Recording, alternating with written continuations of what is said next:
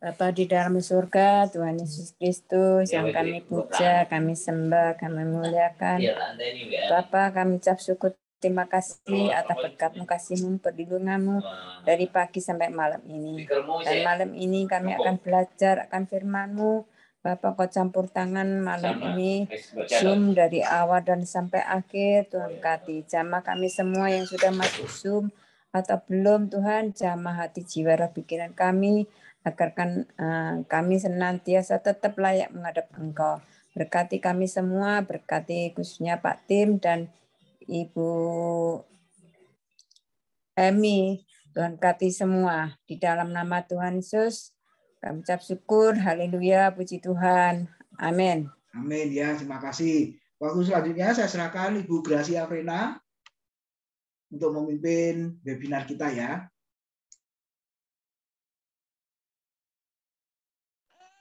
Baik, selamat malam Bapak Ibu. Ya, malam. Malam hari ini kita akan sama-sama mendengarkan materi yang akan disampaikan oleh Ibu Emi dengan judul sosial media dalam penginjilan.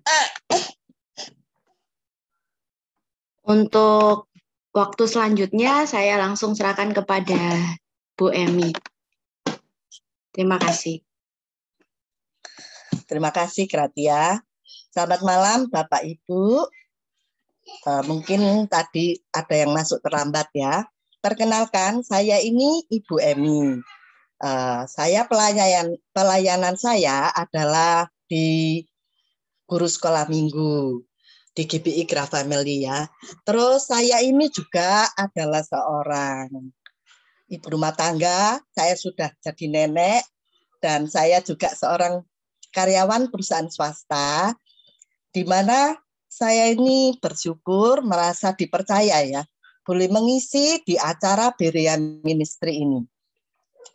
Sebab kalau dilihat dari jejak saya ini kan sekolahnya itu cuma sekolah menengah atas ya.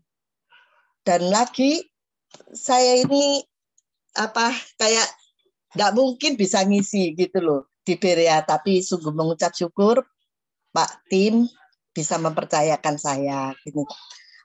Saya akan menerangkan tentang peran sosial media di dalam penginjilan.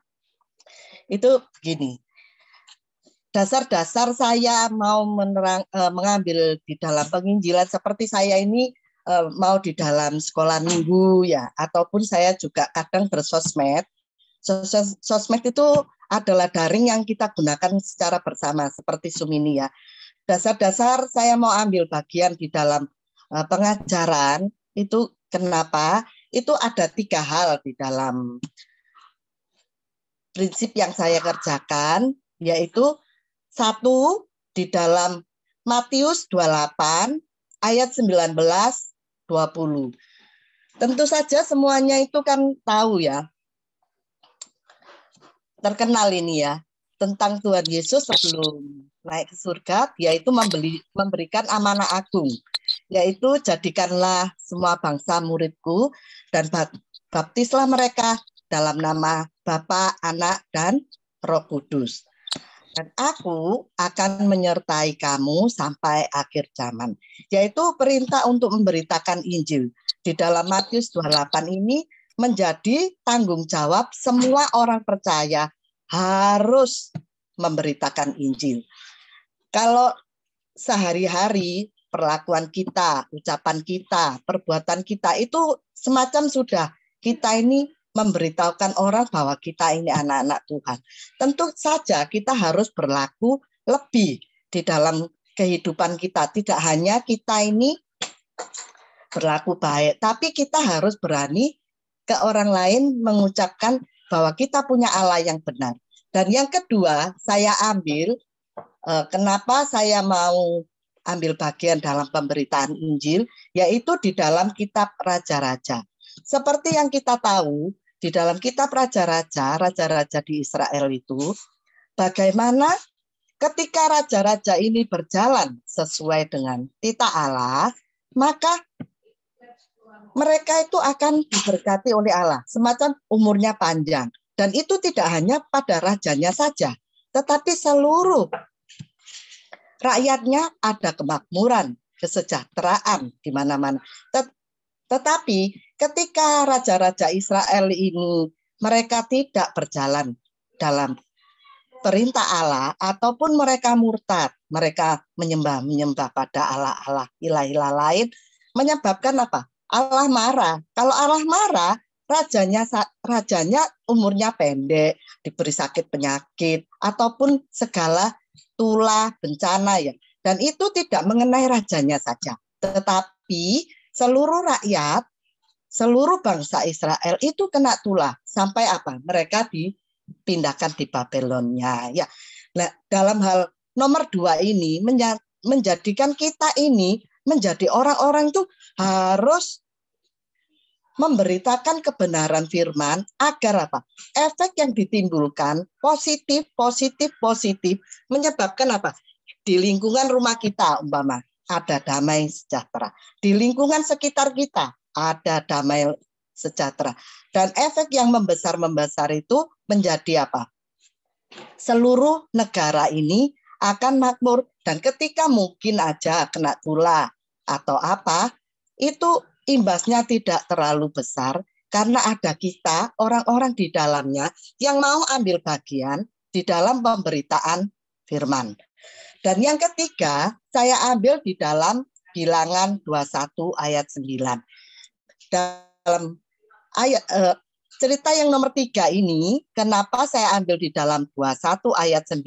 Karena ini kan sudah zamannya sudah beda ya, tidak seperti dulu lagi ya. Coba kita baca 21 ayat 9. Isinya seperti ini. Lalu Musa membuat ular tembaga dan menaruhnya pada sebuah tiang. Maka jika seseorang dipagut ular dan ia memandang kepada ular tembaga itu, tetaplah ia hidup. Seperti sekarang ini, semua orang saya rasa semua pasti bersosmed ya. Ada yang lihat TikTok, YouTube, dan menurut survei, setiap orang itu hampir 3 jam itu pegang HP. Sedangkan ibu-ibu umpama ya, anak-anaknya enggak boleh pegang HP. Berjanji enggak boleh pegang HP. Saya sendiri punya cucu ya, anak saya gitu. Pokoknya Sabtu sama Minggu aja pegang HP.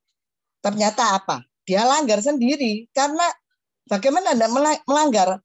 Anak kecil saja bisa merengek-rengek. Maksud saya ini, kenapa ketika dipagut ular, maka lawannya adalah ular. Semacam kita ini harus menjadi ular tembaga. Ketika kita melihat sosial media, orang-orang melihat sosial media itu, kita harus bisa menyelamatkan anak-anak atau orang-orang ataupun anak-anak muda sekarang ini. Seperti ini, Tuhan Yesus. Tuhan Yesus kalau menyelamatkan kita, dia apa? Di dalam dunia ini dia bentuknya tidak menjadi manusia super ataupun manusia yang luar biasa. Malah Tuhan Yesus ini lahir sebagai manusia dan dia adalah anak seorang tukang kayu. Tapi yang menjadi luar biasa adalah manusia yang Tuhan jadi manusia ini dapat menyelamatkan manusia. Maksud saya gini, saya awali semua cerita saya ini di dalam Bilangan 21 ayat 9, yaitu kita harus menjadi ular tembaga bagi siapa saja yang melihat media sosial yang kita kerjakan ya. Lanjut. Bentar. Kenapa kita harus masuk dalam sosmed ya? Seperti yang kita tahu tadi itu 3 jam, masing-masing orang 3 jam itu bisa pegang HP ya. Dasar-dasar atau motivasi kita harus masuk di dalam penginjilan, di dalam sosial media itu, karena apa? Pornografi itu dapat dilihat 24 jam oleh siapa saja, tanpa ada halangan ya. Anak kecil pun Itu bisa lihat kalau orang tuanya tidak menjaga HP-nya atau memberi kode-kode itu. Sangatlah buruk ya bagi zaman sekarang ini, pornografi itu secara bebas dapat dilihat. Dan yang kedua, tidak heteroseksual. Maksudnya gini, pria dengan pria, wanita dengan wanita. Kalau dulu itu kita itu malu. Ya, kalau ada gitu-gitu itu mereka itu malu sembunyi-sembunyi. Sekarang enggak ya. Malah mereka itu ada YouTube-nya sendiri. TikTok-nya juga gitu. Ini saya pernah lihat followernya sangat banyak ya di TikTok ya.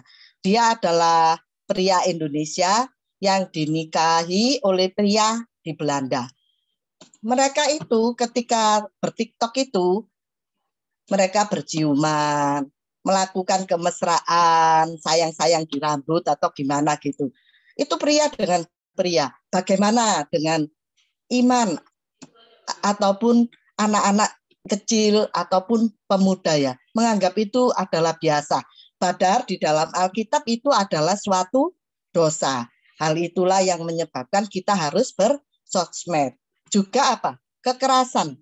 Kekerasan ini sekarang itu kita ini kalau lihat kekerasan itu gampang ya. Banyak anak-anak muda coba tanya. Kalau melihat darah kececeran mereka kan nggak takut. Kalau ada kecelakaan ya bukannya nolongi malah foto ya, difoto. Sampai barusan ini Vanessa Angel itu, waduh, mayatnya mau masuk kantong itu loh, ada fotonya saya dapat. Bagaimana dunia ini sekarang ya? Karena ada hal-hal yang begini ini sudah seperti apa?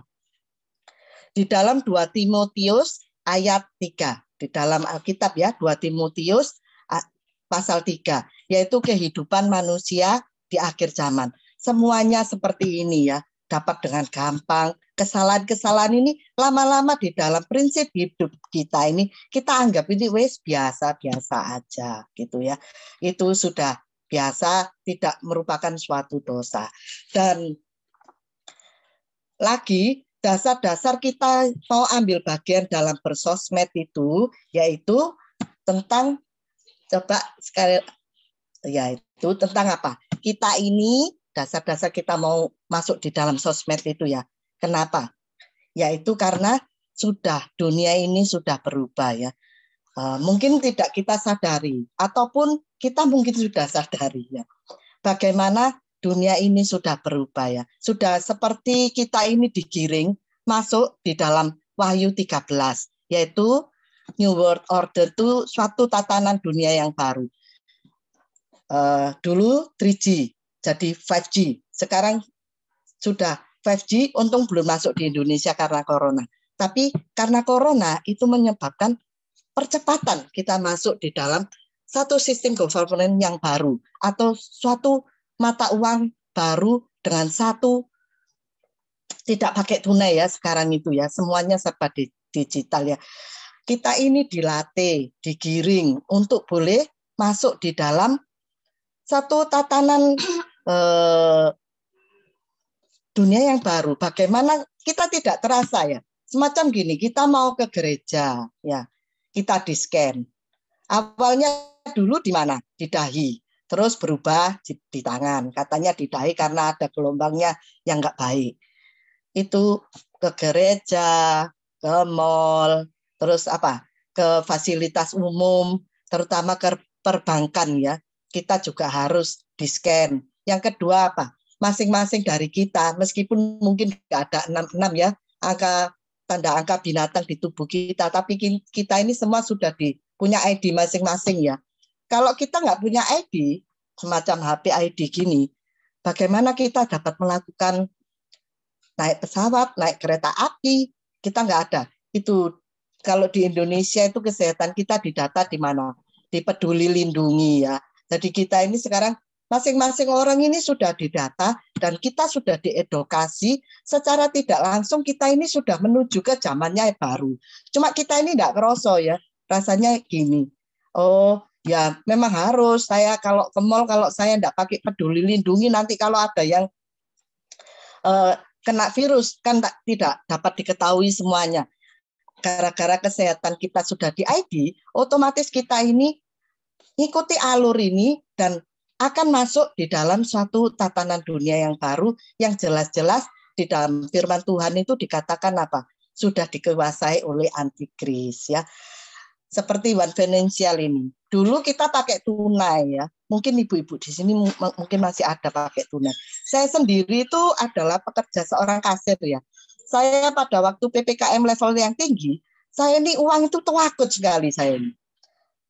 Setiap kali pegang uang itu saya mesti cuci tangan, pakai hand sanitizer. Nanti pegang uang cuci tangan, pakai hand sanitizer. Sedangkan dengan menggunakan uang digital itu sangat efisien ya.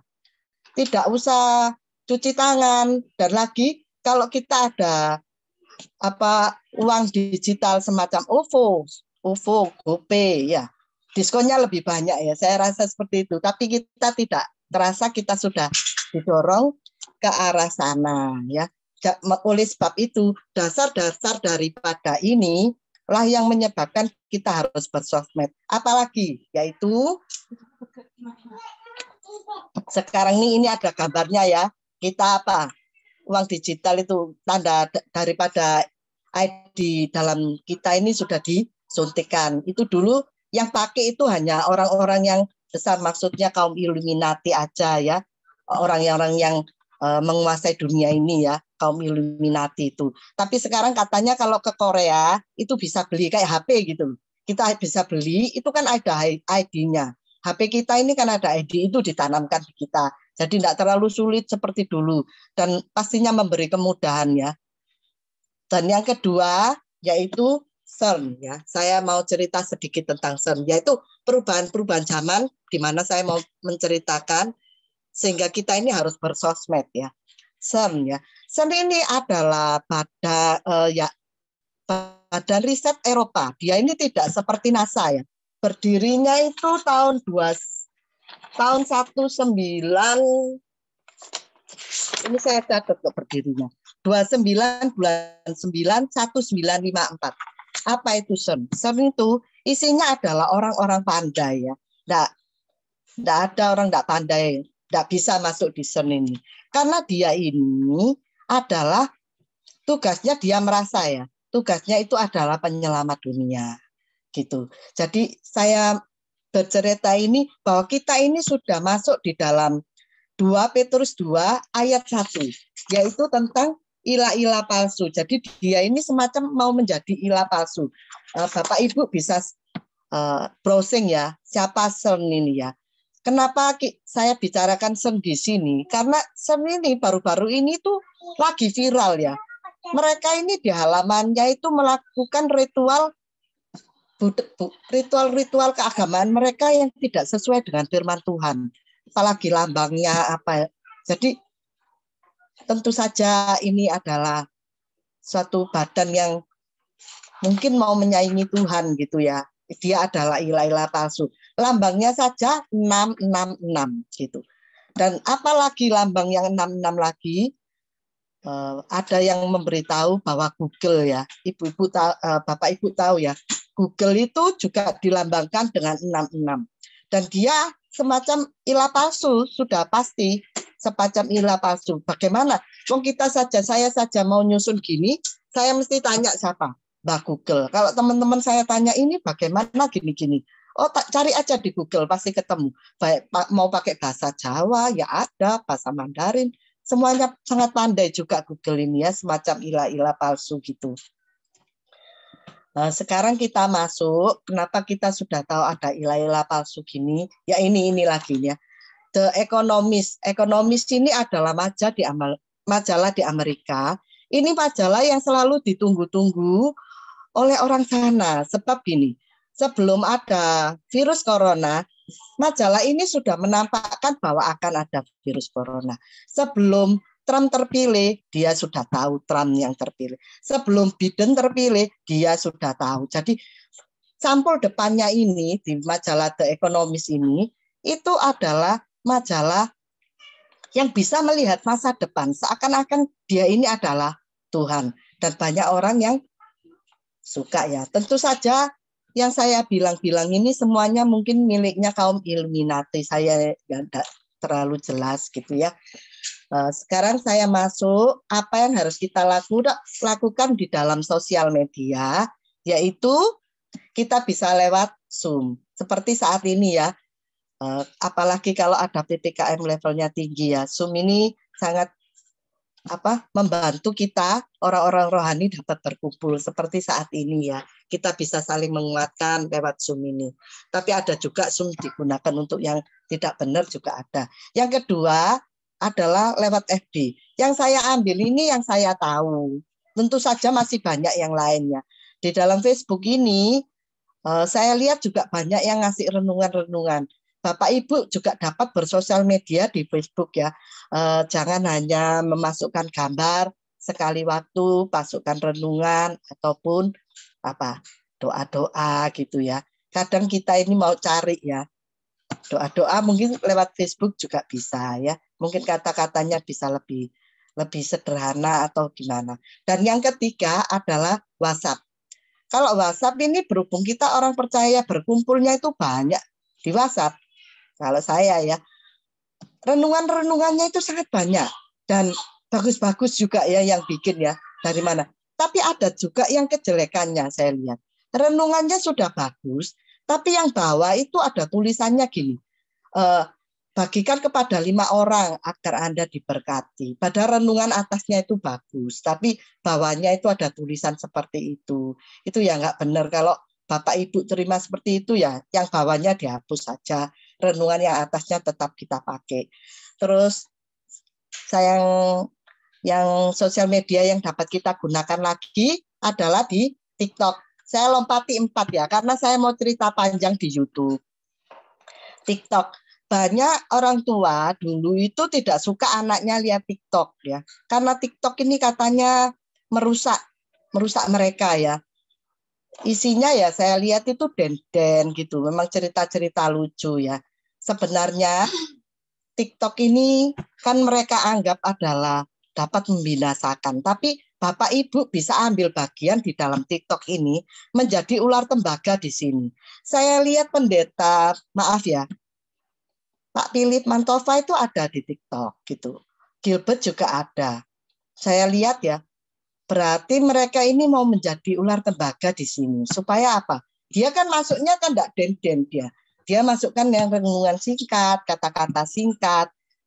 Bapak Ibu bisa mencobanya dan seluruh yang saya tulis ini ketika Bapak Ibu ambil di aplikasi di Play Store itu tidak bayar. Tentu saja kita harus mencobanya dan jangan takut belajar, jangan takut tidak bisa. Kita coba terus. Mengingat gini, saya ini kan sudah grandma, usia saya sudah 56, pendidikan saya juga tidak tinggi. Tapi saya mau terus belajar untuk bisa masuk di semua bagian ini ya.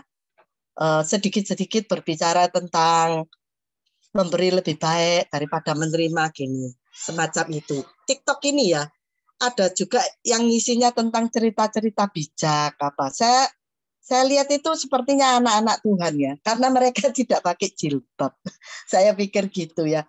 Dan sekali waktu itu diisi dengan instrumen lagu-lagu rohani. Sangat bagus sekali kalau pemuda-pemuda, terutama gereja saya ya, kalau mau ngisi di TikTok ya.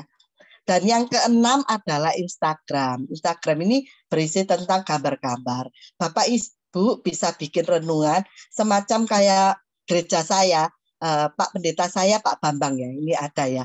Pak Bambang ini bisa masukkan tulisannya itu di Instagram. Sangat bagus sekali soalnya kan, tapi tidak terlalu menakutkan kalau Instagram ini merusak ya. Merusak otak ya, cuma melihat gini, orang ini ngelencer di sana, ngelencer di sini, semacam kayak bikin keirian, tapi tidak terlalu dalamnya. Kalau TikTok ini ya, saya rasa memang terlalu berbahaya kalau kita tidak awasi, karena banyak transgender di sana, ataupun pria dengan pria itu. Dan yang keempat, saya mau berbicara tentang YouTube ya. YouTube ini saya rasa semua orang pakai YouTube. Anak kecil, cucu saya itu juga lihat YouTube, gitu loh. Senang dia lihat YouTube. Saya lihat saya pernah satu kali, saya lihat ada paman becak gitu. Dia duduk lagi tidak mangkal. Terus saya lihat gini, loh, dia lihat YouTube Bapak Ibu. Terus saya juga pernah lihat OB di tempat saya ini, bagian bersih-bersih itu, dia kan enggak kerjanya kayak kita full time gitu.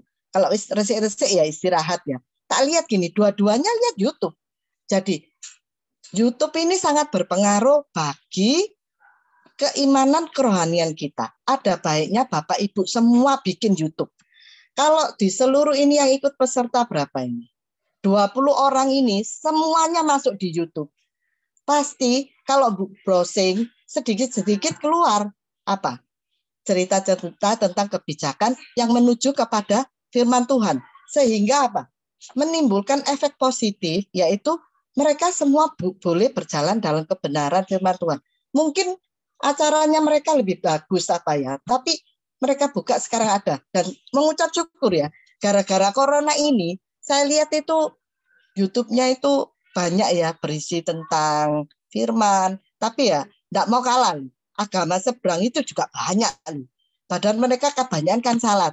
Tapi mereka dapat masuk YouTube itu tidak takut menerangkan bahwa ini itu pasti benar, ini benar. Bagaimana kalau kita saja yang bilang bahwa Allah kita ini Allah benar. Tuhan kita itu Tuhan yang mengajarkan kebenaran yang membawa kita kepada kekekalan kalau kita berjalan di dalamnya ya. Contohnya YouTube ya. Ini adalah kartun keluarga siapa ini? Keluarga siapa? Kartun cerita tentang Simpson ini. Simpson ini ya seperti ilah palsu ya. Saya ini tanya sama temannya Billy ini. Anak saya ini bernama Billy. Saya tanya, kamu tahu enggak Simpson? Katanya dia gini. Bagus AI Simpson itu. Simpson itu bisa meramalkan masa depan. Bayangkan. Simpson ini bisa meramalkan masa depan. Seperti Allah ya. Ilah-ilah palsu dia ya. Sebelum WTC dibom, dia sudah cerita. Sebelum Donald Trump dipilih, dia sudah cerita. Itu tahunnya beda jauh.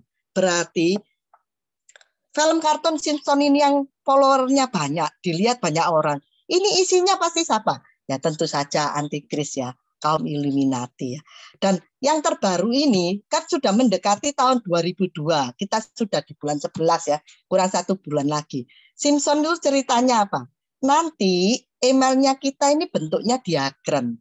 Saudara-saudara. Jadi kalau seumpama saya mau telepon mau email Pak Tim ya. Pak Tim ini dapat dimunculkan jadi orang di depannya saya ini gitu. Itu yang terbaru. Jadi kita ada baiknya masuk di dalam YouTube sebab semua orang saya lihat pakai YouTube ya. Materi yang dapat kita pakai di dalam YouTube ya. Nggak usah yang angel-angel, Bapak Ibu bikinnya. Saya kelompokkan ini satu ya, doa. Banyak orang-orang itu cari loh, doa apa ya? Doanya untuk anak. Jadi saya rasa di sini Bapak Ibu ini tentu saja pintar-pintar berdoa ya. Bikin aja doa pagi, doa malam, doa siang. Nanti doa kesulitan, doa butuh uang, nggak apa-apa, bikin aja. Doa sakit semacam itu. Bikin YouTube materinya tentang doa, tapi harus apa?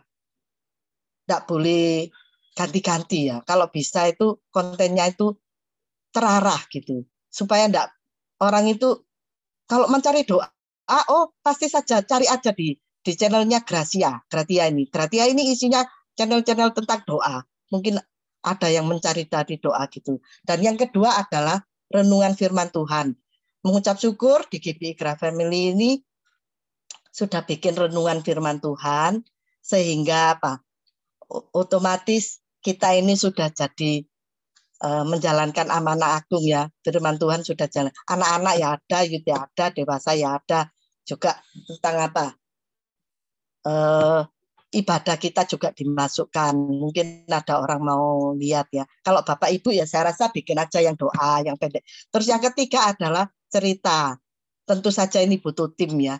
Yaitu drama, kisah bijak, kesaksian-kesaksian. pokoknya kesaksian-kesaksian apa yang tentang Tuhan Yesus dimasukkan aja. Dan yang keempat animasi. Animasi ini seperti kita tahu ya, pornografi juga ada di animasi. Terus ilah-ilah palsu ada di animasi. Dan kita ada juga. Saking enggak saya masukkan di sini nanti terlalu panjang. Ada juga orang-orang yang bikin animasi cerita tentang bijak ya, tentang Tuhan Yesus bagaimana dia itu rela sampai mati, sampai mengorbankan mati, hidup lagi itu sampai terus menopang kita. Ada juga animasi seperti itu. Dan yang kelima yang sekarang lagi populer.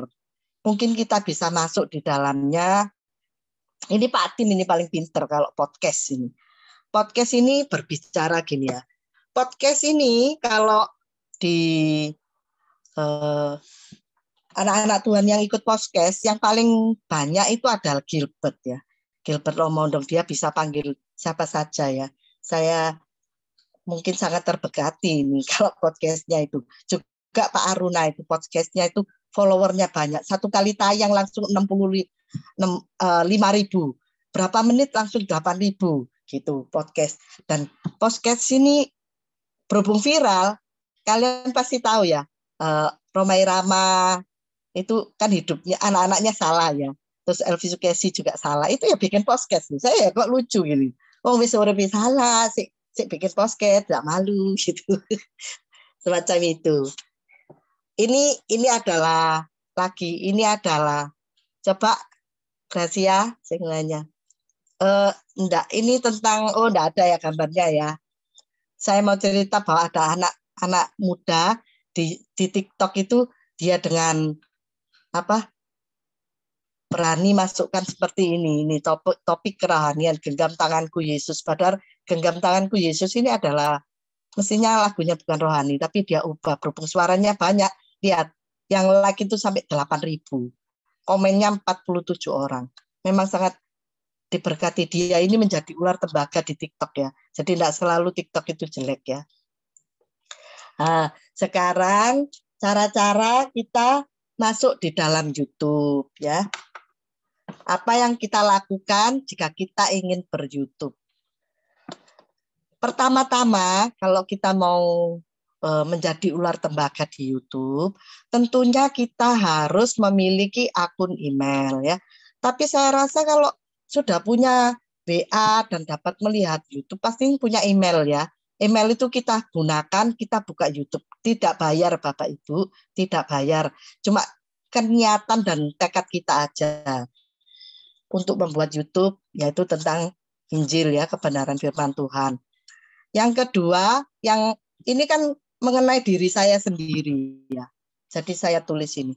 Memiliki tim sangat perlu Bapak Ibu kalau kita ini memiliki tim agar kita ini konsisten di dalam kita ini membuat video. Kalau kita tidak punya tim memang sangat susah ya, kecuali iming-imingnya tentu saja uang ya. Kalau kita tidak mempunyai tim, kita memberitakan firman sendiri, tentu ada satu titik kejenuhan. Sedangkan Tuhan Yesus sendiri waktu menginjili kan kalian berangkatlah berdua-dua ya, memakai kasut apa itu semacam itu. Jadi memiliki tim di dalam YouTube dalam pemberitaan firman Tuhan itu sangat senang. Jadi kita bisa ide-idenya kan tidak satu orang, bisa tentang ini gitu. Kita bikin ini, bikin itu ya. Terus yang ketiga adalah memiliki konsep yang jelas. Ini harus ya, seperti Pak Tim ya. Pak Tim ini kan Berea ya. Saya lihat itu Pak Tim punya konsep itu jelas. Kalau nggak ngerti tentang apa, itu cari aja di punyanya Pak Tim. Karena Pak Tim ini modelnya pembelajaran saya lihat.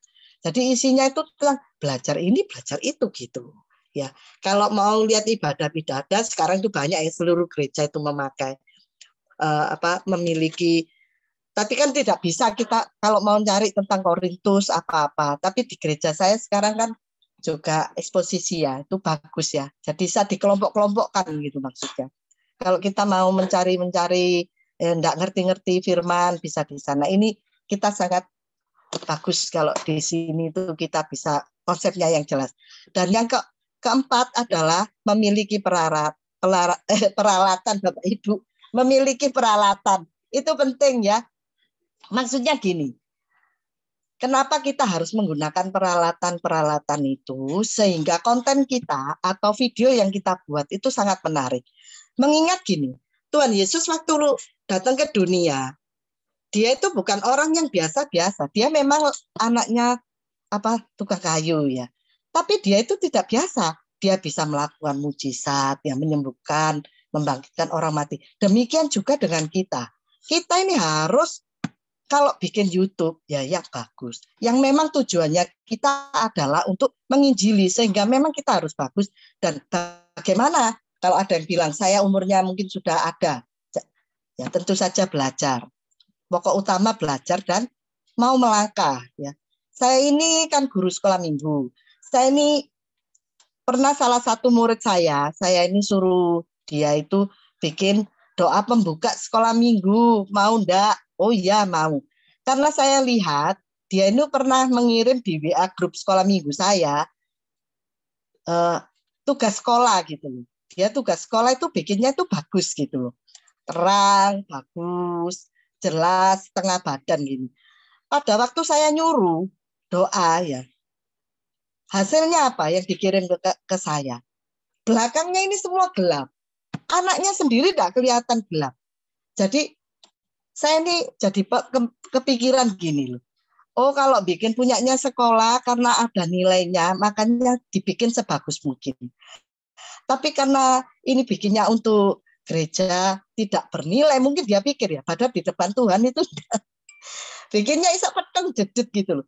Yang edit saya ini sampai ndak ngelu gitu loh saya ini. Ya apa ya, otomatis saya maaf saya bikin bilang, bikin ulang aja ya Bu, bikin ulang itu terlalu gelap. Saya orang yang lihat juga tidak ngerti, orang yang berebet-berebet, situasi ini gelap sangat tidak menarik gitu. Memiliki peralatan apa yang harus kita miliki, peralatan-peralatan di dalam kita ber-YouTube. Ini saya pakai saya pribadi, bisa pakai yang lain ya. Ini saya pakai Pixlab. Semuanya ini dapat diambil di Google Play Store ya. Pixlab ini saya gunakan untuk semacam ya seperti tadi itu, tulisan-tulisan, belakangnya ada gambarnya. Bapak Ibu kan bisa bikin tuh tulisan-tulisan itu, nanti dimasukkan di Instagram, masukkan di Facebook, supaya bisa mempengaruhi ya, dan menjadi ular tembaga di sana. Legend Tag. Saya menggunakan Legend Tag ini sebagai judul untuk saya memulai pembukaan daripada YouTube saya.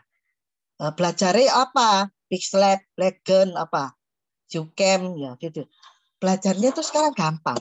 Kita pakai YouTube juga belajarnya. Saya mau belajar Pixlab, ini yang Ibu Emi bilang ini saya mau mulai sekarang saya mau menginjili melalui tulisan-tulisan. Saya mau pakai Pixlab.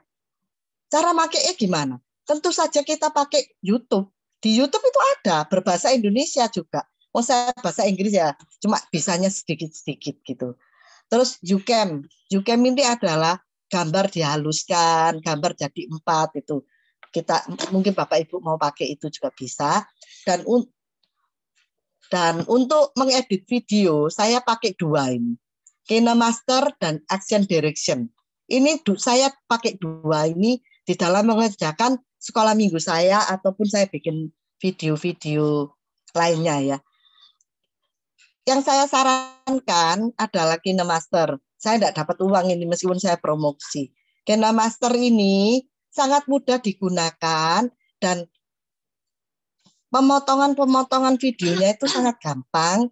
Bapak Ibu bisa semua kok pakai ini. Mau dibesarkan, kecilkan semua pakai KineMaster. Belajarnya tentu saja melalui YouTube ya. Kalau mau belajarnya. Terus yang terakhir ini ya, thumbnail. Thumbnail ini itu adalah membuat logo sebuah video. Dan di gereja saya itu rasanya kurang thumbnailnya. Dulu saya sekolah minggunya itu saya kan dulu lebih banyak nganggur. Sekarang ada cucu jadi harus masak apa gitu. Thumbnail itu saya bikin. Setiap video saya tampilkan tulisan-tulisan yang sangat menarik sehingga orang itu pengen baca, pengen lihat ya, ini apa ceritanya gitu. Biasanya orang lain kalau di gereja saya ibadah itu thumbnailnya cuma satu jenis gini, ibadah raya. Kalau orang lain kan enggak dibikin, maksudnya GP Grafim ini ya, dibikin thumbnailnya ini pendetanya siapa kali ini, bicaranya apa, itu bikinnya itu di thumbnail ini kalau saya itu. Dan selain itu kita ini kan punya YouTube, ini harus ngambil download YT Studio ini. Rasanya Pak Bambang, Pak Tim ini kan punya YouTube sendiri-sendiri ya. Ada baiknya yang ngambil YT Studio ini. YouTube Studio ini bisa rubah. Kita punya tapak depan. Kita bisa melihat kapan orang melihatnya itu berapa jam. Kita bisa melihat, pokoknya belajar dulu ya. Belajarnya ya di YouTube. Semacam itu ya. Peralatan lainnya aja dipercepat ya. Apa yang kita gunakan supaya YouTube yang kita buat itu sangat menarik ya. Ini adalah tolong Gracia. Ini saya tampilkan beserta harganya supaya kita ini tidak takut ya. Untuk tuku iki larang gitu ya. Ini adalah mikrofon Boya ya. Mikrofon Boya ini itu yang penting itu kalau beli bulu-bulunya aja, yang made in China itu cuma 45. Semacam gini, Boya ini. Gunanya untuk apa? Kalau kita ini siaran di pantai, supaya debur ombak tidak terlalu keras. Kita ini siaran di jalan raya. Suara desiran apa itu mobil itu tidak terlalu keras. Yang jelas itu suaranya kita.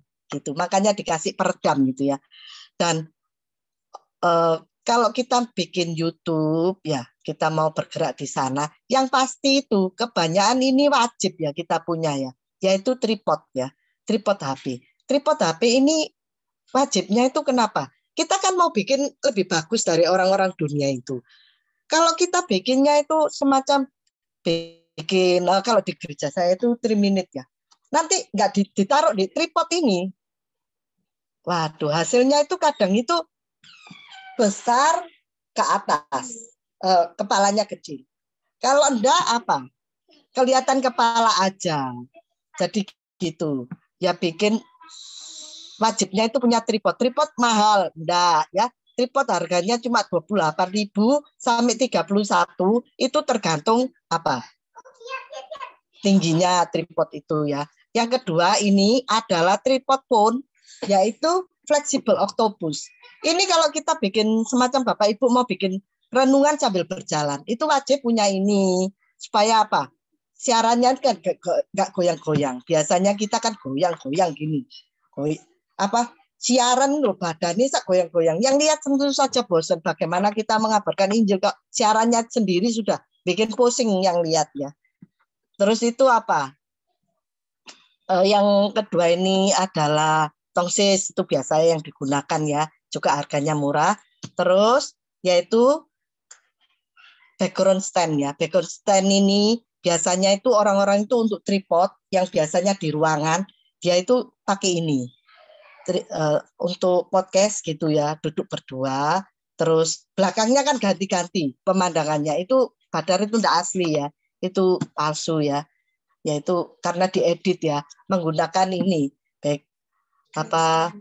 background stand untuk green screen ya. Harganya juga murah Bapak Ibu, 75 sampai 146 tergantung lebarnya.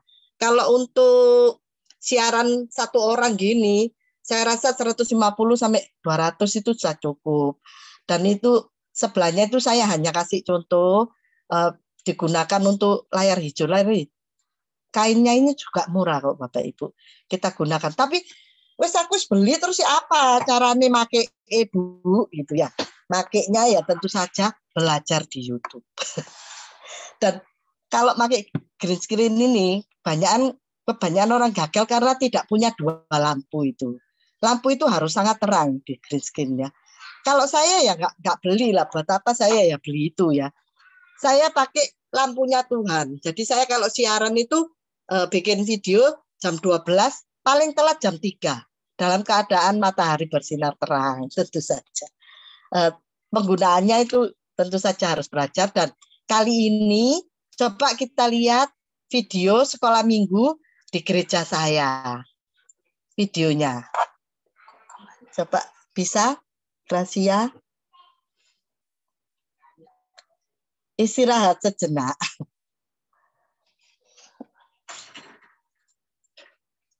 Saya mau tampilkan. Gracia ini adalah guru sekolah minggu di tempat kami juga ya. Dia sangat kreativitas ya. Kadang dengan boneka, kadang bikin video yang menarik sekali dia. Pandai juga. Anak muda pokoknya lebih pandai. Kalau bikin tim lebih baik sama anak muda. Anak muda kita enggak ngerti, kita masalahnya 60. Mereka itu lebih benar. Gak bisanya kita itu bisaan mereka. Bisa enggak ya, Gracia? Nah, ini ya.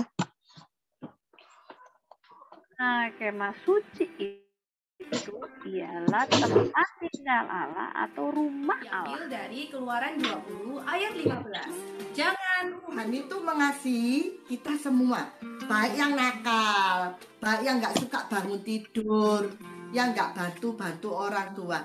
Tuhan itu semua mengasihi. bahwa sesungguhnya Tuhan itulah yang menyertai mereka keluar dari Mesir. Yang berasal dari Tuhan menimpa 250 orang yang direkrut sama Korah, Datan, dan Kaleb, Abiram. pemimpin suku Yehuda, dengan cepat tanggap mereka maju ke depan dan berkata, saudara-saudara, teguhkanlah imanmu, jangan takut, kita maju merebut tanah itu, Tuhan akan menolong kita. Jadi ini videonya yang terakhir tuh memang saya pilih ini ya. Jadi saya bisa berkata, saudara-saudara, jangan takut, ayo masuk di YouTube. Selain kita dapat mewartakan berita tentang kebenaran firman Tuhan, yaitu Injil, kalau kita juga bisa mendapatkan uang di sana ya, maksudnya berpenghasilan di sana. Bagaimanapun kita kan masih di dunia, kita juga perlu makan, terutama di masa pandemi ini ya. Kita bikin aja, nanti Tuhan yang berkarya. Ini saya panggil narasumber, yaitu Farika, anak saya sendiri. Karena dia ini bikin YouTube ini, dia tidak usah bekerja, dia jaga anak, dia juga dapat uang di dalamnya. Dan bikinnya ya yang muda-muda. Mari sama-sama kita lihat ya. Karena saya mau menerangkan di YouTube bagaimana cara mendapatkan uang. Kayaknya Ibet harus apa-apa sudah tak suruh dia aja yang ngomong supaya memotivasi Bapak Ibu di sini mau ambil bagian di dalam YouTube ya.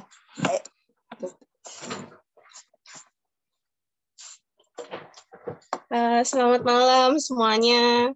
Topik malam ini menarik ya. Jadi tentang peran media sosial dalam penginjilan ya.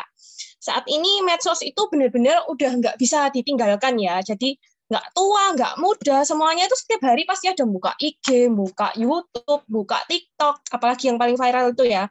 Orang itu bisa berjam-jam bikin video, cuma buat bikin video tuh durasinya cuma 17 detik. Cuman 17 detik. Orang bisa berjam-jam itu scrolling video, ngeliatin video-videonya orang ya. Jadi kalau saya pribadi itu menanggapi judul hari ini memang sudah saatnya penginjilan itu bisa memanfaatkan media sosial ini agar bisa ikut gelombang perkembangan zaman ya. Jadi di sini saya tuh diminta sharing dikit tentang media sosial. Jadi saya ini kerjaannya itu memang menggunakan medsos.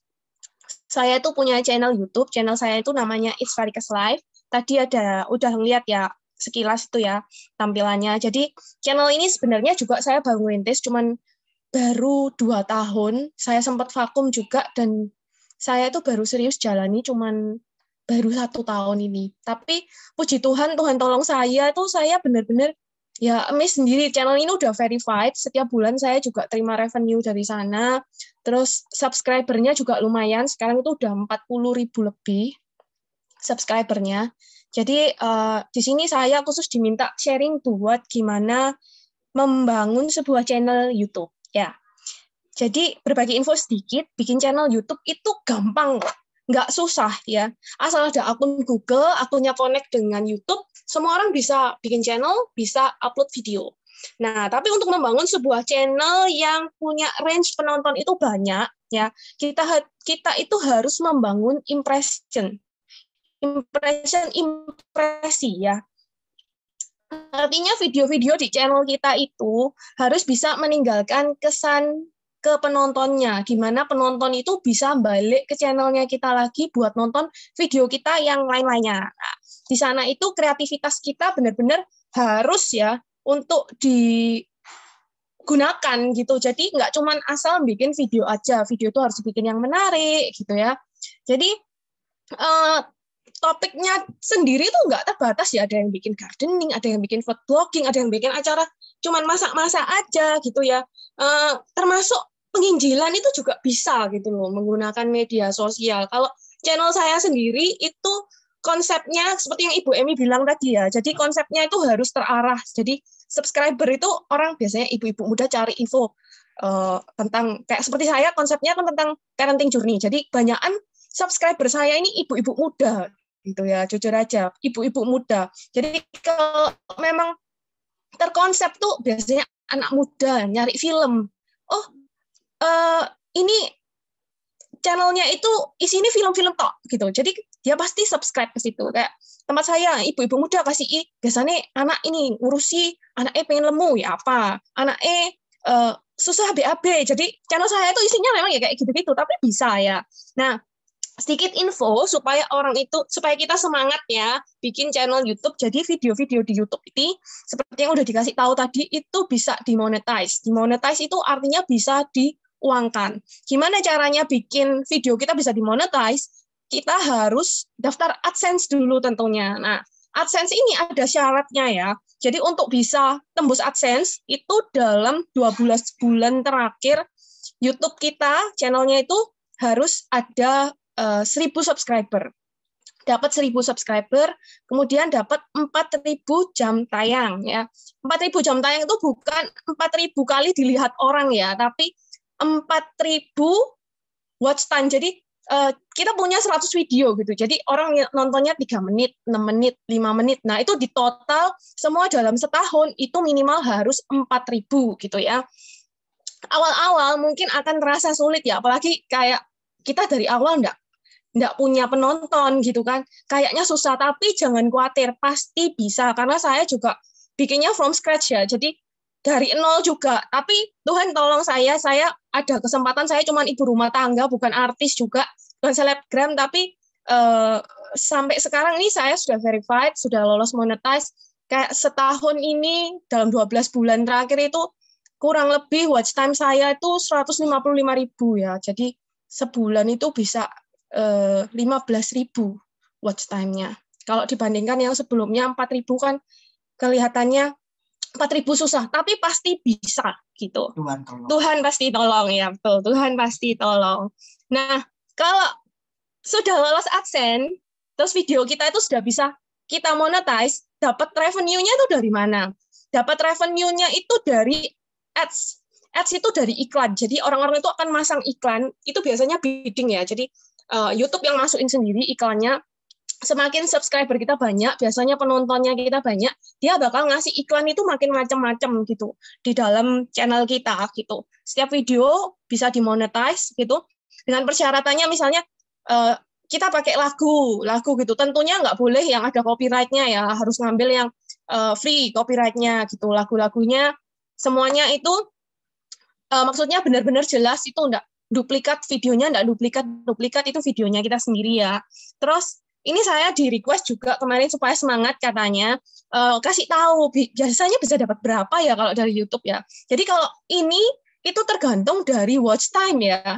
Nah, watch time setiap video itu kan enggak sama gitu. Jadi ada yang video itu durasinya 7 menit, tapi orang cuma nontonnya 3 menit. Ada yang 7 menit, orang nontonnya cuma 1 menit. Ada yang nontonnya 7 menit juga. Jadi itu beda-beda, dan ads itu kayak orang nonton 3 menit, dia cuma dapat nonton 2 iklan, dia dapat nonton 3 iklan, itu beda-beda. Dan kalau orang bisa klik iklan itu dapatnya lebih banyak ya. Jadi saya cuma kasih bayangan aja, misal satu video itu kita cuma dapat Rp1.000 ya. Misal kita punya 100 video, berarti dalam satu hari itu kita dapat 100.000 ya. 100.000 kalikan 30 hari itu berarti dapatnya sekitar 3 juta. benar kan? Nah, itu baru satu video kalau dihargai 1.000. Kalau video itu dihargai 1.000. Kalau lebih ya bisa bertambah ya. Makanya kayak yang Atta Halilintar, Dedi itu pasti pendapatannya besar-besar ya. Nggak perlu ditanyakan lagi gitu loh. Kalau saya sendiri, saya ini bukan siapa-siapa ya. Jujur aja video saya ini karena baru mulai tak tekuni lagi, video saya ini baru nggak ada 50. Tapi Tuhan luar biasa tolong saya. Jadi video saya beberapa kali itu masuk recommended gitu loh. Jadi ada yang satu video itu bisa 50.000 kalau lagi viral. Ada yang stabil di 25, ada yang 15. Jadi itu satu video per hari. Jadi luar biasa Tuhan itu pertolongannya buat saya juga. Makanya saya sharing di sini.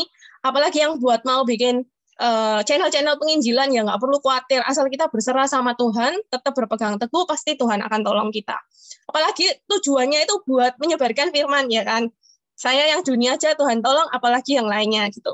Nah, jadi medsos ini bukan cuma bisa buat penyebaran informasi aja, tapi kita juga bisa dapat revenue di sana.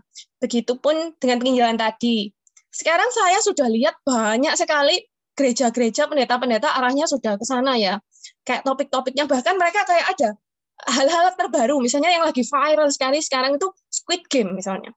Squid Game ini kan ceritanya duniawi ya, tapi saya juga udah beberapa kali lihat di YouTube itu banyak juga pendeta-pendeta yang bahas soal Squid Game ini. Jadi gimana kalau dilihat dari segi rohani, kayak gitu-gitu loh. Jadi kita kalau membuat channel soal penginjilan sih, saran saya bisa kayak seperti itu. Itu kan menarik ya. Apalagi topiknya itu lagi panas-panasnya sekarang itu. Nah, jadi selain itu usul saya lagi kalau supaya bikin menarik itu kita nggak perlu kok kita itu harus ngarang video itu panjang-panjang. Video pendek aja kayak punyanya GBI Graha Family ini dia punya 3 minute update kan. Video itu cuma 3 menit gitu. Orang itu dalam waktu 3 menit itu sebisa mungkin cerita dibikin menarik, kemudian dibikin mudah dimengerti, padat dan jelas. Percuma kalau kita bikin video panjang tapi ngomongnya diulang-ulang dan topik intinya tuh sama gitu. Karena orang tuh pasti mikir waduh isinya podo, tapi kok diulang-ulang kayak gitu. Jadi lebih baik sih kalau saya ya, video saya sendiri kebanyakan itu kurang dari 10 menit. Karena dulu sekali waktu saya pertama-tama bikin video saya itu panjang, ngomongnya itu sama gitu. Saya tuh berhubung video itu masuk recommended, sudah tonton ratusan ribu kali, tentu saja saya tuh dapat kritik banyak sekali ngomongnya. Orang ini kok ngomongnya bolak-balik, diulangi podo terus ya. Ya kayak seperti itu ya. Jadi, tapi kritik itu nggak masalah, asal kita nangkepnya diambil positifnya bisa membangun kita supaya lebih baik ya. Jadi tips saya sih gitu. Kalau konklusinya yang terpenting itu untuk membangun sebuah channel YouTube ya agar prospeknya bagus. Menurut saya itu impression yang tadi kita harus bikin kesan gimana supaya orang balik bisa lihat channel kita, lihat penjelasan kita itu gimana. Kemudian kreativitas itu diperlukan. Kita harus komitmen. Komitmen itu maksudnya kalau biasanya kalau kita sudah komitmen 1 minggu kita upload 1 video ya, diusahakan kita bisa upload sesuai jadwal gitu. Karena orang-orang biasanya kalau sudah biasanya mau upload ditungguin, oh gak ada ya video ini ya. Nanti minggu depan tunggu gak ada ya. Lama-lama orang malas ya nunggu ya. Jadi yang bagus adalah rutin, jangan khawatir kalaupun video kita penontonnya masih sedikit, belum ada yang nonton, terus kita nunggu-nunggu katanya bisa dapat revenue tapi kok enggak dapat. Jangan khawatir. Yang penting kita tetap jalan maju, tetap rutin, kirim, karena itu harus banget. Nanti kalau ketika Tuhan tolong kita bisa masuk recommended video, itu bakal merubah channel kita gitu. Istilahnya kayak game changer gitu loh. Jadi kita nggak usah repot-repot nyari penonton, nanti bisa nyari dewek ya. Jadi jangan khawatir, yang penting tetap semangat. Tuhan pasti tolong, apalagi yang penting kita harus berserah sama Tuhan pasti tolong. Amin ya. Jadi sekian aja penjelasan dari saya, nggak panjang-panjang. Terima kasih. Ya, katanya nggak panjang. Pikir panjang. Panjang ya. Jadi Bapak Ibu, mungkin di sini ada yang usianya ya, ada umurnya yang seperti saya. Nggak usah khawatir, nggak usah takut. Yang penting nggak boleh malas belajar. Saya ini kan nggak mungkin toh, saya lulusan sekolah menengah atas bisa edit-edit gitu. Kalau kita melangkah, Tuhan itu yang menutupi. Dari kita melangkah dulu, nanti Tuhan itu yang menutupi. kelemahan, kekurangan-kekurangan kita. Lama-lama jadi pandai dan dipercaya boleh mengisi acara di Berea Ministry ini. Gitu. Kita harus menjadi ular tembaga bagi orang lain. Ketika melihat channelnya kita, orang lain tidak menjadi mati, tetapi malah hidup. Dan yang pasti dapat dibaptis itu ya sebagai anak-anak Tuhan. Seperti itu. Sudah sampai di sini aja Pak Tim, teman-teman. Pokoknya saya itu memberi motivasi kita semua ya untuk tidak lelah-lelah untuk masuk di dalam sosmed. Dan kita enggak boleh ngomong kak iso opo wedi apa. Jangan. Dunia ini sudah berubah. Dunia ini sudah berubah ya. Terima kasih. Selamat malam. Terima kasih Bu Emi untuk pemaparannya tentang media sosial. Saya sendiri sangat diberkati karena melihat zaman sekarang ini seperti yang tadi Bu Emi sampaikan, bahwa kita tidak bisa memungkiri, bahkan tidak bisa mengelak bahwa memang sosial media itu orang-orang memang sedang menggunakannya, dan tentu kita bisa gunakan dan manfaatkan itu juga untuk penginjilan. Nah, mungkin dari Bapak Ibu setelah mendengar apa yang disampaikan, ada yang ingin bertanya, saya persilahkan jika ada yang ingin bertanya tentang media sosial. Kemudian tadi juga sudah ada kesaksian langsung dari Farika. Saya sendiri secara tidak langsung, saya pada waktu itu lagi ada problem sama anak saya yang memang kesulitan untuk dia makannya susah. Lah kok pas search di YouTube ada Farika dan langsung saya nonton, dan memang itu bermanfaat sekali juga, ngefek juga di anak saya. Jadi saya juga share sama teman-teman saya pengalamannya. Nah, memang dari situ kita bisa saling memberkati satu dengan yang lain, sesama istilahnya komunitas dalam gereja kita, atau misalnya komunitas Kristen dan sesama jemaat Tuhan begitu. Mungkin dari Bapak Ibu ada yang ingin ditanyakan tentang sosial media, atau misalnya penerapannya, atau mungkin Bapak Ibu ada yang punya pengalaman ketika bersosial media dan pernah mencoba untuk melakukan seperti yang tadi tips-tips yang Bu Emi sampaikan. Mungkin ada yang mau berbagi, saya persilahkan.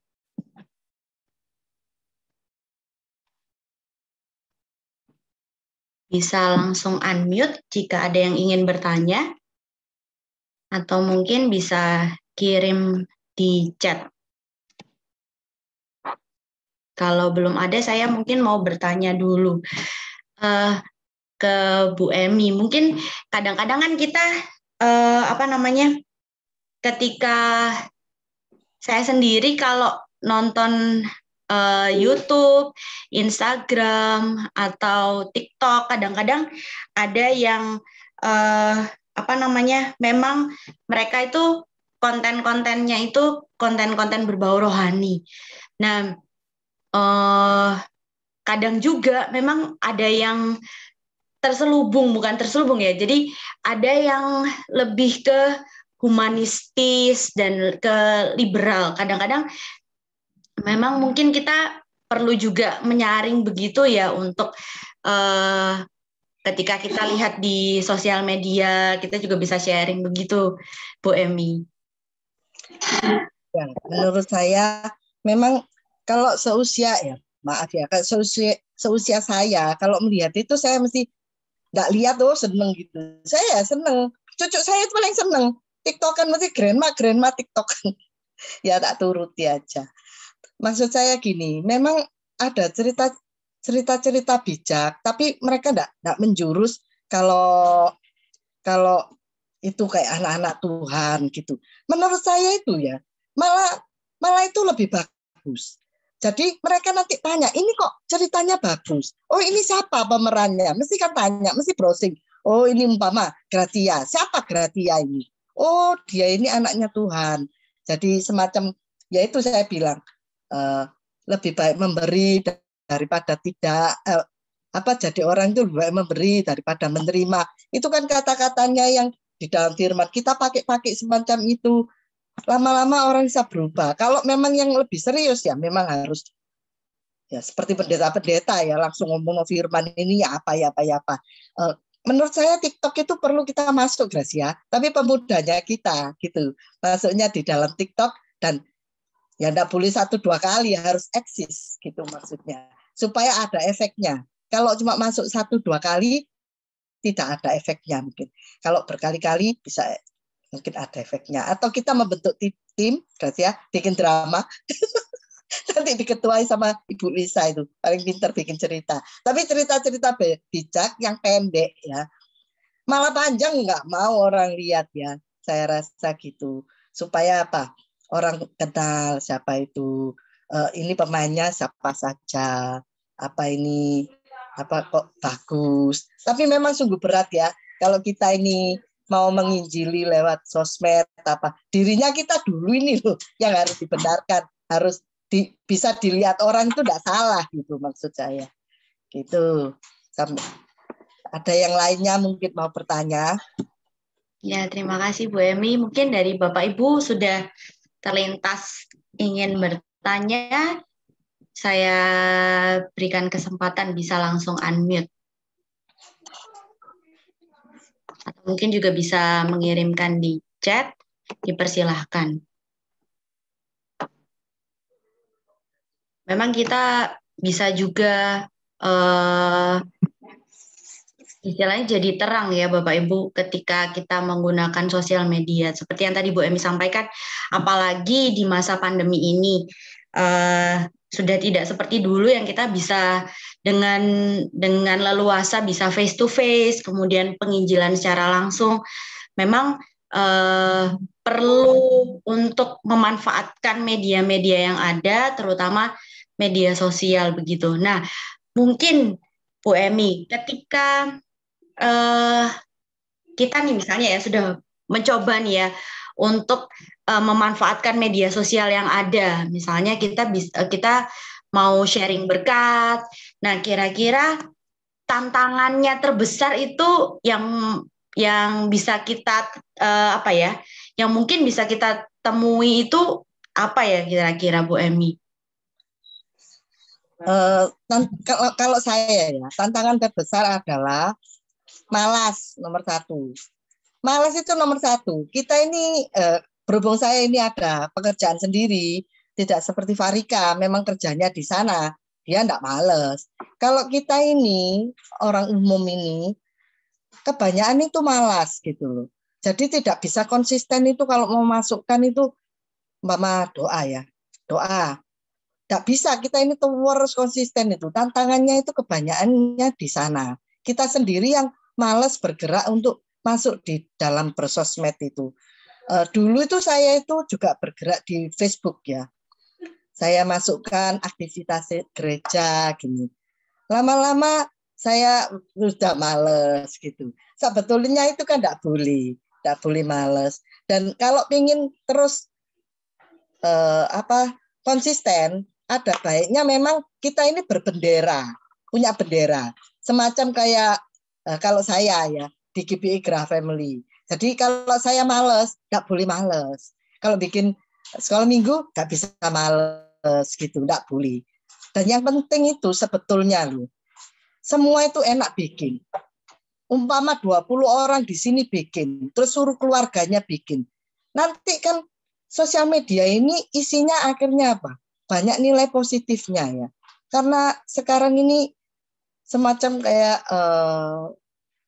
waria apa itu kontennya lebih laris ya daripada kontennya kita, karena kontennya kita ini tentang rohani. Makanya kalau bikin ya enaknya yang drama apa, saya sendiri ya kadang lihat itu cerita-cerita bijak pendek-pendek gitu tapi kok bagus gitu, semacam itu keras ya.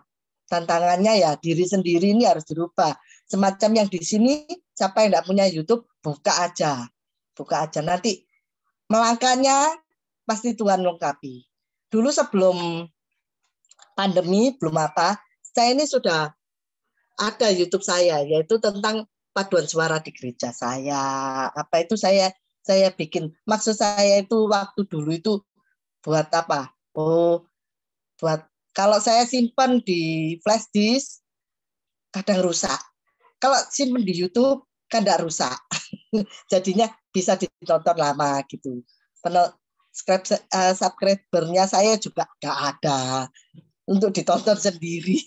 Saya sampai bicara sama Farika, kamu kok enak ya, 2 tahun terus vakum, masuk lagi lebih giat. Kok bisa ya kamu ini ya, bisa dapat subscribe sampai puluhan ribu, itu caranya apa nggak ngerti gitu. Tapi ya Tuhan. Pertolongan Tuhan katanya. Bapak Ibu bisa bikin, bisa contoh seperti itu ya. Semacam itu, Gracia. Ya, Bu Emi, terima kasih. Mungkin dari Bapak Ibu ada yang ingin bertanya? Ya, selamat malam semua. Saya tidak menyangka ternyata Ibu Emi David canggih, saudara-saudara. Saya tidak tahu apa-apa ini urusannya begini ya. Nah, saya dimotivasi juga dari materi malam hari ini. Saudara, Berea itu ada di YouTube masih setahun. Jadi November tahun kemarin sampai sekarang ya, setahun, saudara. Itu pun sebenarnya maunya para peserta. Saya awalnya juga nggak mau, awalnya. Buat apa tuh pakai YouTube segala macam gitu ya. Lalu karena banyak yang mendesak, akhirnya semua materi di Berea ini kita upload ke YouTube, saudara. Nah, sampai hari ini pun subscriber juga 213 gitu ya. Nggak banyak, memang nggak cari subscriber. Nah, tapi intinya seperti yang Bu Emi tadi sampaikan ya, harus punya konten sasaran yang jelas. Itu memang iya. Jadi semua materi saya mengajar atau yang saya pernah sampaikan, topik, tidak ada yang mendengar. Jadi saya ngomong-ngomong sendiri itu ya, ada yang waktu bahas keselamatan apakah bisa hilang, itu saya ngomong sendiri. Saya rekam sendiri gitu ya. Ternyata yang nonton 200-an lebih banyak dari materi-materi yang biasa itu. Nah, seperti itu.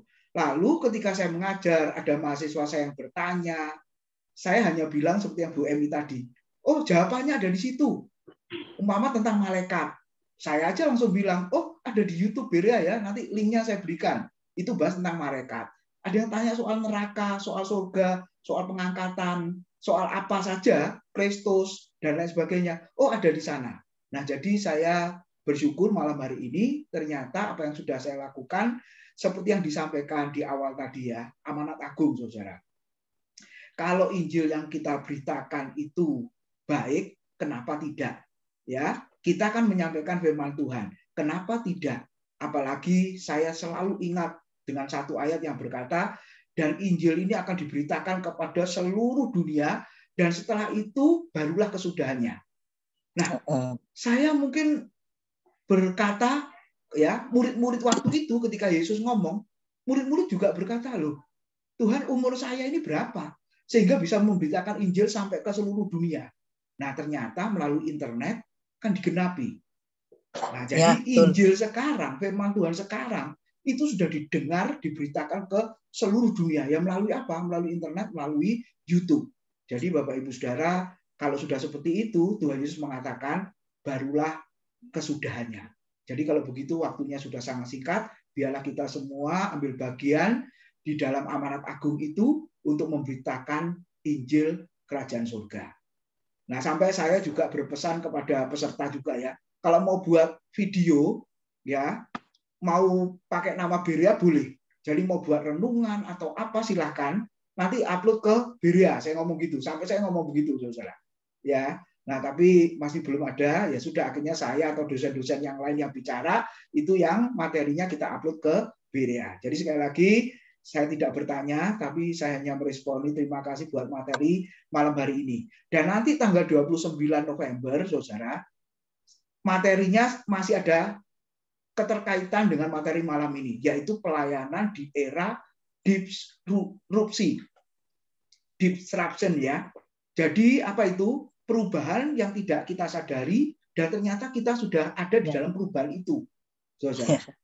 Nah, jadi ini nyambung ya. Jadi ingat tanggal 29 saya panggil dosen, kalau kali ini memang dosen di STT, rekan saya, saudara, nanti yang akan bicara model pelayanan di era disrupsi atau perubahan itu.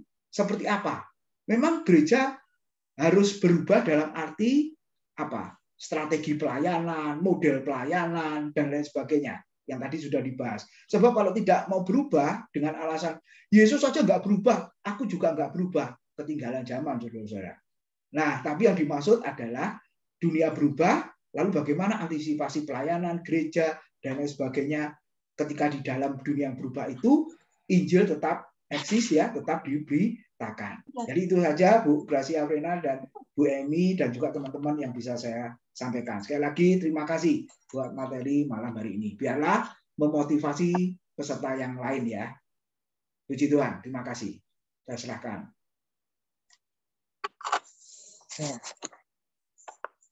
Itu ada pertanyaan di chat, apa langsung saya jawab? Ya, silakan Bu Emi. Ya, ini pertanyaan Yena, apakah kita bisa apa ya tadi ya bergerak di dalam Instagram dan itu ya?